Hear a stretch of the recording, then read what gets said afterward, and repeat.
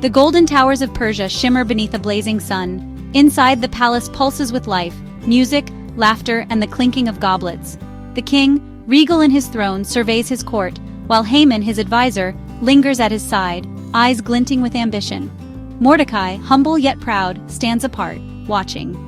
Tonight, a shadow lingers over the celebration, a kingdom searching for its new queen. In a quiet village, Esther stands at her window, watching the distant palace lights flicker. Her eyes are wide with wonder, her hands clasped in hope.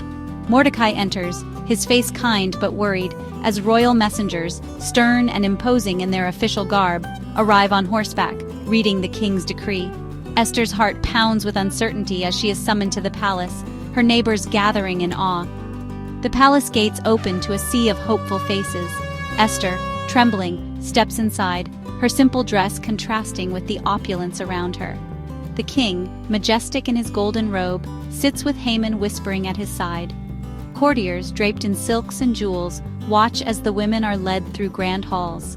Days blur into nights as the women are tested, on grace, wit, and kindness. Esther's humility sets her apart, but she feels the weight of every gaze, every whispered judgment. The king's eyes linger on her, drawn by something deeper than beauty. At last, the king makes his choice. He rises, placing a jeweled crown on Esther's head. Esther's eyes widen in disbelief and fear. She stands alone, surrounded by courtiers in elaborate costumes, their faces a mix of envy and admiration. Mordecai, watching from afar, bows his head in pride and worry.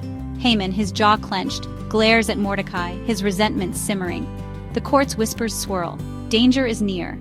Haman's hatred grows into a terrible plan to destroy Esther's people, the Jews. Esther's nights are sleepless. She paces her chambers, torn between fear and duty. The fate of her people rests on her shoulders. The law is clear. To approach the king uninvited is to risk death, even for the queen. Guards in blue and gold patrol the halls, their faces stern, as Esther gazes at the throne room doors, her resolve building. The day arrives. Esther stands before the towering doors of the throne room, her hands shaking. Guards watch in silence, their faces unreadable. She closes her eyes, breathes deeply, and steps forward, each footfall echoing her courage and her fear. The king looks up, surprised. The court holds its breath.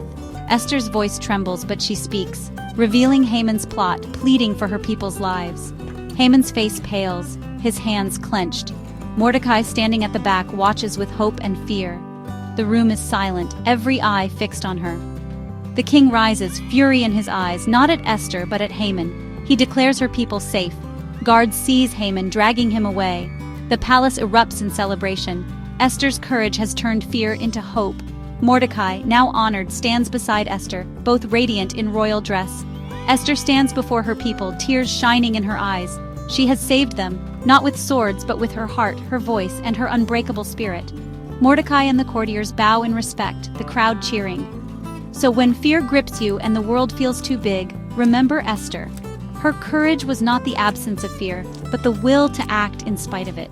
Let her story echo in the halls of your own heart. True bravery is standing tall, even when your voice shakes and your heart pounds. Like Esther, let your spirit shine through every trial. Thank you for joining this journey. If you felt Esther's courage, like and subscribe for more stories that bring history to life, where every face, every costume, and every moment is woven from the rich tapestry of the past.